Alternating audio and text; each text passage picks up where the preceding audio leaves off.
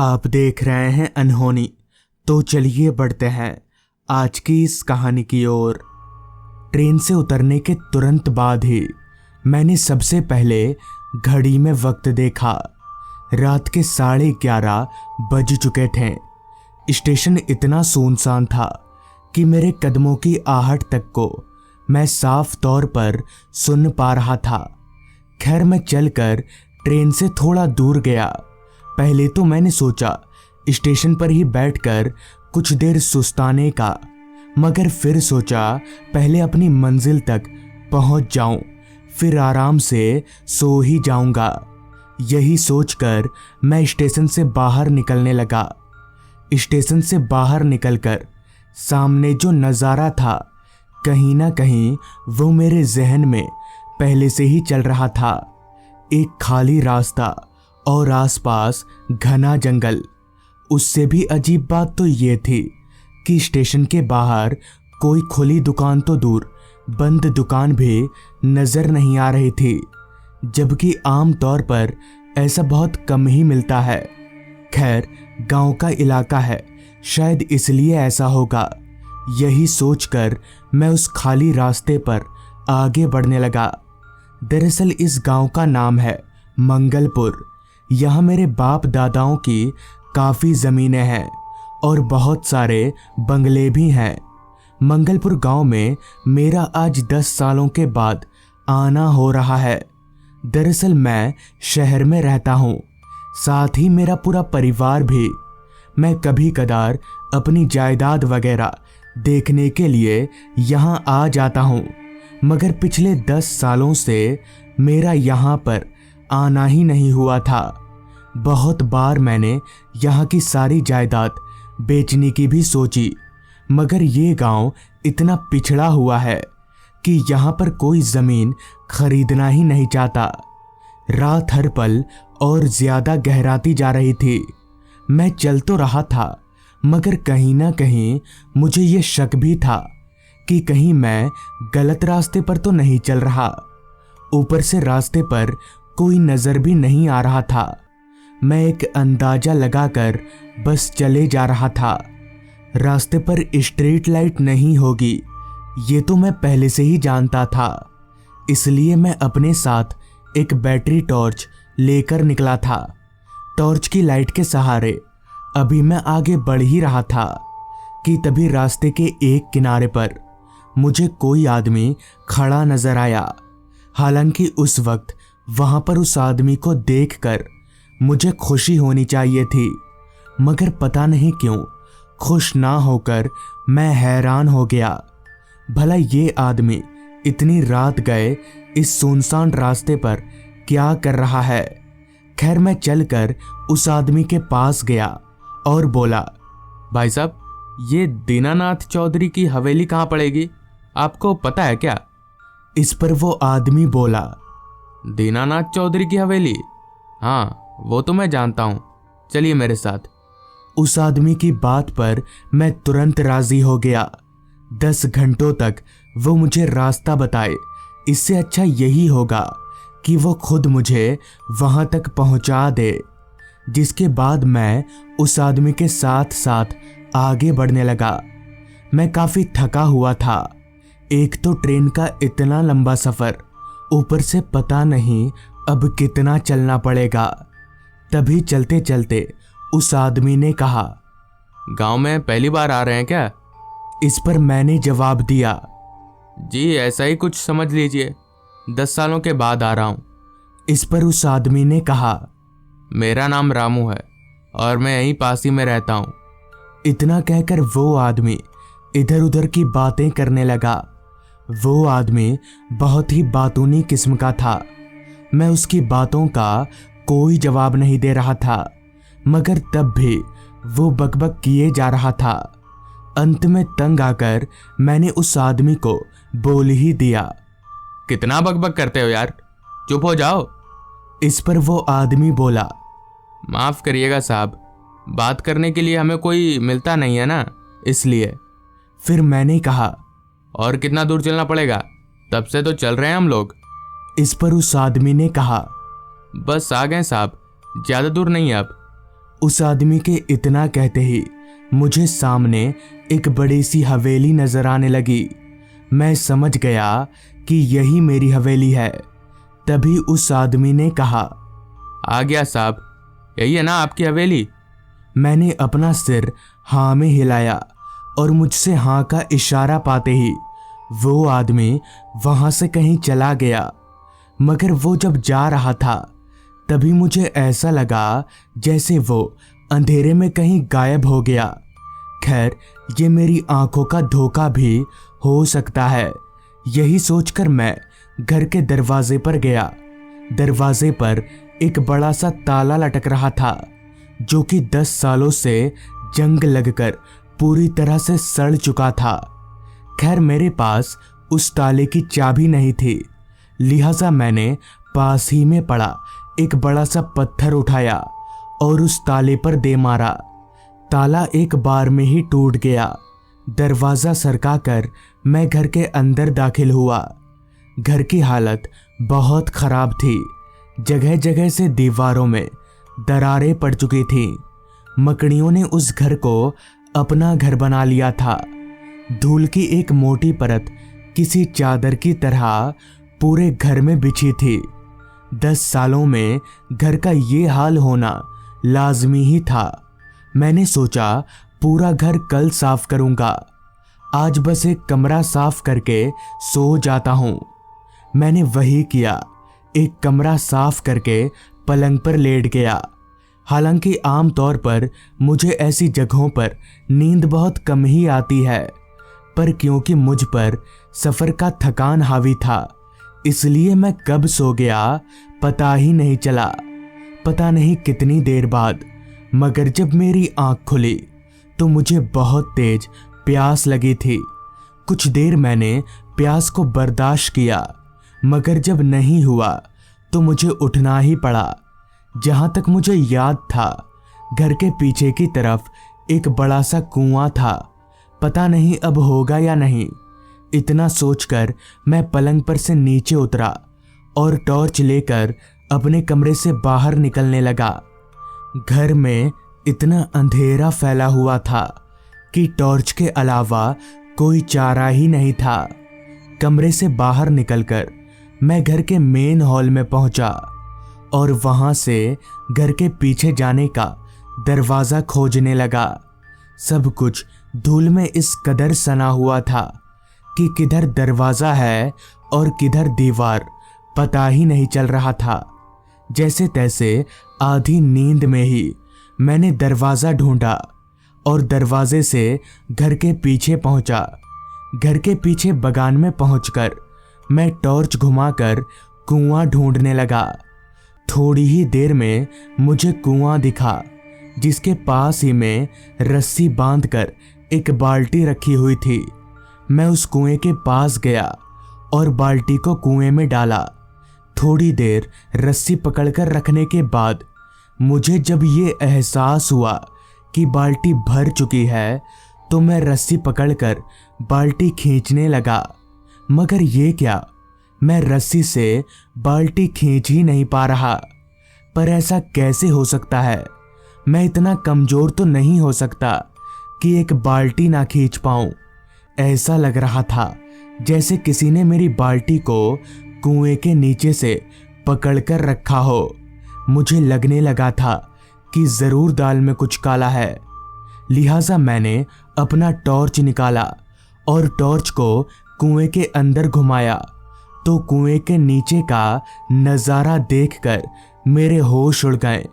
मेरी सांसें तेजी से ऊपर नीचे होने लगीं, क्योंकि कुएं के नीचे एक आदमी था और उस आदमी ने मेरी बाल्टी को पकड़ रखा था। मगर हैरानी वाली बात तो ये थी कि वो आदमी कुएं के पानी में डूब नहीं रहा था, जैसे वो पानी में उड़ रहा हो। डर के मारे मैंने बाल्टी की रस्सी को अपने हाथों से छोड़ दिया और बगान से भागकर वापस घर में आ गया।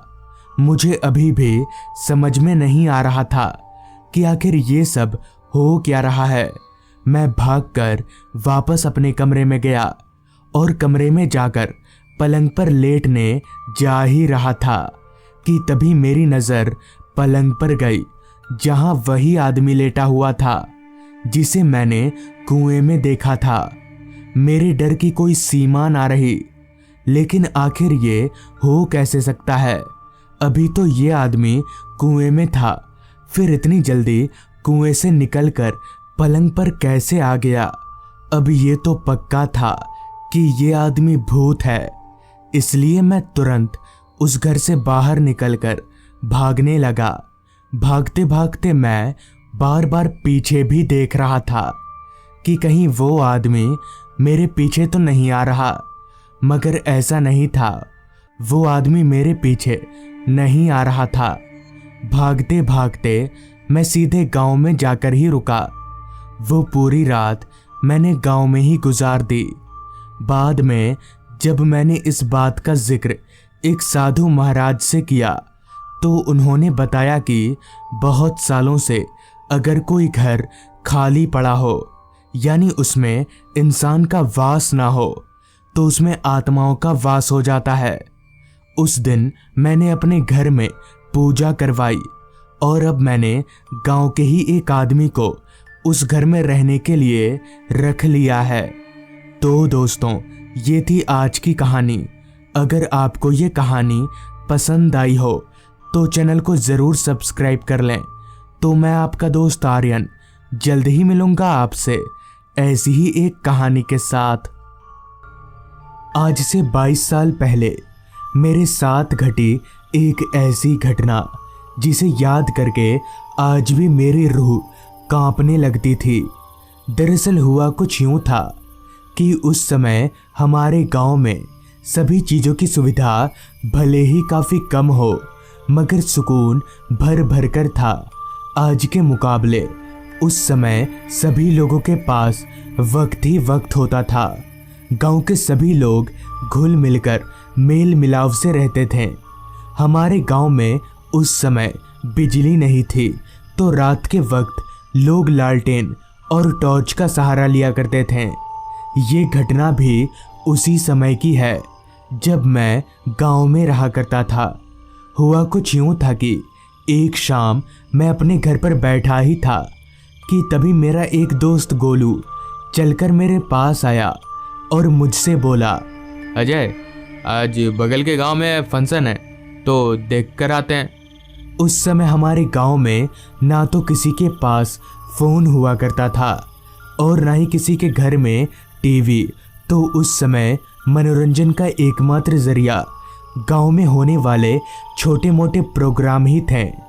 इस पर मैंने गोलू से कहा, हाँ, मैं अभी तैयार होकर आता हूँ, तू रुक। इतना बोलकर मैं घर के अंदर गया और तैयार होकर एक टॉर्च लेते हुए बाहर आया और गोलू के साथ दूसरे गांव की तरफ चलता बना।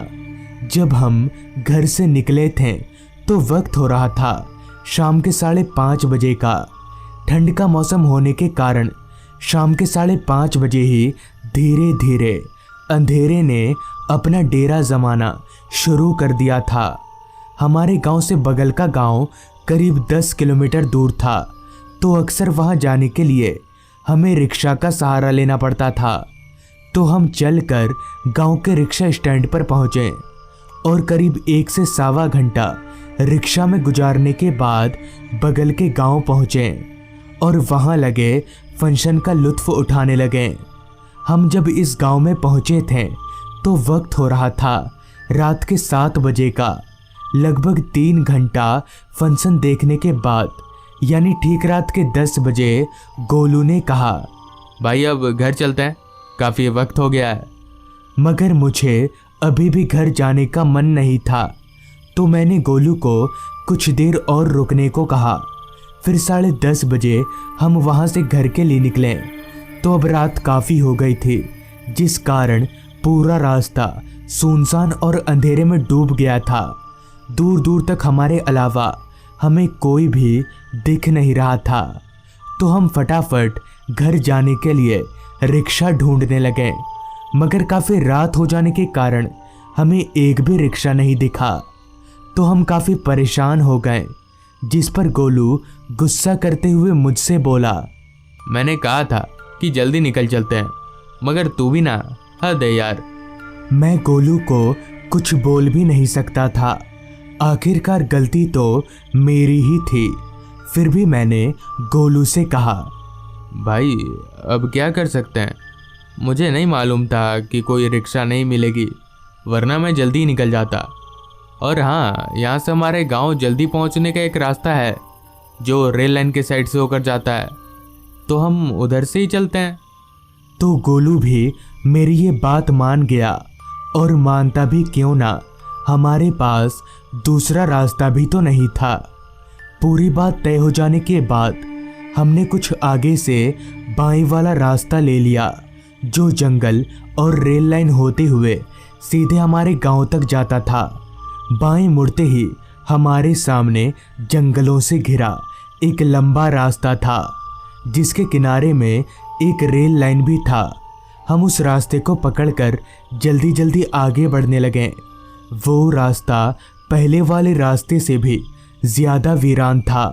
अंधेरे ने तो इस कदर उस रास्ते पर अपना डेरा जमाया हुआ था कि हमारी टॉर्च की रोशनी भी कम पड़ रही थी।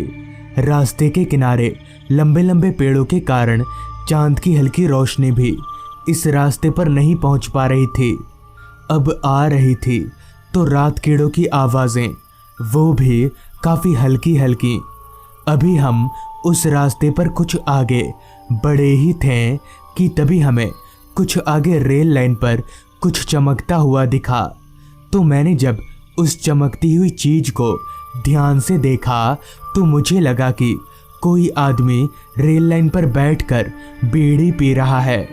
ये बात मैंने अपने दोस्त को बताई। उस आदमी को देखकर हमें थोड़ी हिम्मत मिली कि इस वीरान रास्ते पर हम अकेले नहीं हैं। तो उसी तरह हम चलते हुए आगे बढ़ने लगे। मगर जैसे ही हम चलकर उस आदमी के करीब पहुंचे तो वहां का नज़ारा देखकर हमारे होश उड़ गए और हम जोर जोर से कांपने लगे, क्योंकि उस आदमी के करीब पहुंचते ही हमने जब अपनी निगाहें उस आदमी की ओर घुमाई तो हमने देखा कि उस आदमी का सर धड़ से अलग हवा में उड़ रहा है और उसका कटा हुआ सर ही बीड़ी पी रहा था। ये नज़ारा देखकर हमारे शरीर का सारा खून सूखने लगा और जैसे ही हमने भागने के लिए कदम बढ़ाया वैसे ही किसी ने एकदम से हमें पीछे से पकड़ लिया। फिर मैंने जब पीछे देखा तो मेरे कांपते कदम और जोर जोर से कांपने लगे, क्योंकि हमें पीछे से दो कटे हुए हाथों ने पकड़ रखा था। अब हम अपने आप को मरा हुआ मान चुके थे, मगर फिर भी हमने हिम्मत नहीं हारी और किसी तरह उस हाथ को अपने हाथ से छुड़ाकर वहां से भागे। मगर काफी दूर तक उस कटे हुए हाथ ने हमारा पीछा किया।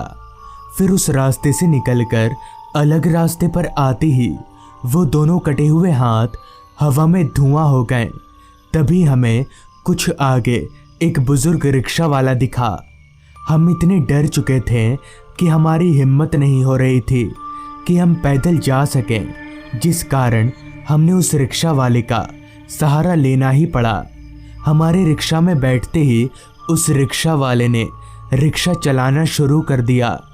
मगर मेरे जहन में एक सवाल खटक रहा था कि इतनी रात गए ये बुजुर्ग रिक्शा वाला रिक्शा लेकर यहाँ क्या कर रहा था। इतनी रात गए तो कोई सवारी भी नहीं मिलती। अभी मैं अपने जहन में ये सवाल लेकर बैठा ही था कि तभी वो बुजुर्ग रिक्शा वाला एकदम से रोने लगा।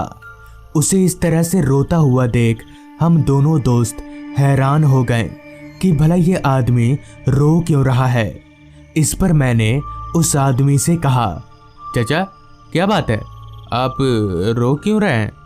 इस पर वो आदमी कुछ देर चुप रहा, फिर दबी हुई आवाज में बोला, बाबू साहब, मेरा आपकी तरह एक लड़का था जो कुछ दिन पहले इसी रास्ते पर रात के वक्त बगल के गांव से आ रहा था।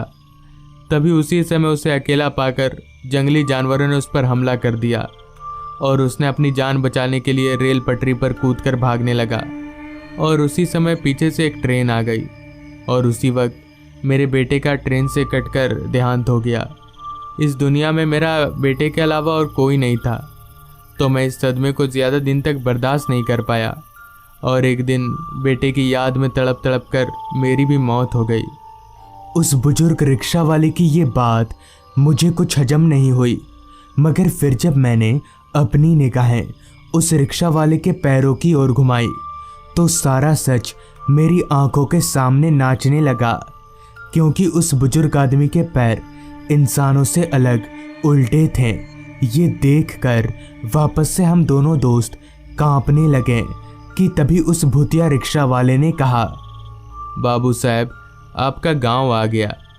ये सुनते ही हमने भाड़ा सीट पर रखकर रिक्शे से कूदकर घर की तरफ भागने लगे। भागते हुए मैंने जब एक नज़र पीछे देखा तो मेरी आंखों के सामने ही वो रिक्शा वाला रिक्शा समेत हवा में धुआं हो गया। तो उस रात इस तरह हमारी जान बच गई, जिसके बाद से हमें रात को बाहर जाने से डर लगने लगा। तो दोस्तों, ये थी आज की कहानी। अगर आपको ये कहानी अच्छी लगी हो तो चैनल को ज़रूर सब्सक्राइब कर लें। तो मैं आपका दोस्त आर्यन जल्द ही मिलूँगा आपसे ऐसी ही एक कहानी के साथ।